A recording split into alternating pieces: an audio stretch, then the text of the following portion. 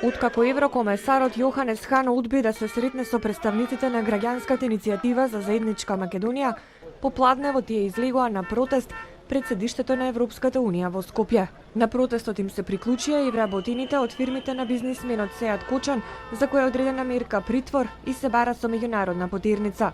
Демонстрантите пристигнаа неколку минути откако Хан влезе во зградата. За цело време додека еврокомесарот беше во седиштето, извикуваа пароли против Европската Унија. Им порачуваме да не ни се мешат. Фала му на Бога, имаме ум. Нашата Македонија и без крал од 1014 година од Самуил остана Македонија. Други сами не знам себе да скроje капа, а нама чека. Срамота ово што се работи. Не примај. Да даде Господ да не стигне где тргна. Не се пожелни овде кај нас.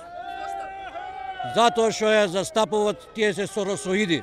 Чувствуваме дека е загрозен нашиот идентитет, дека сака да го уништат македонецот. Овој господин нема време да се сретне со 450.000 избирачи регистрирани на оваа држава, граѓани, граѓанска држава.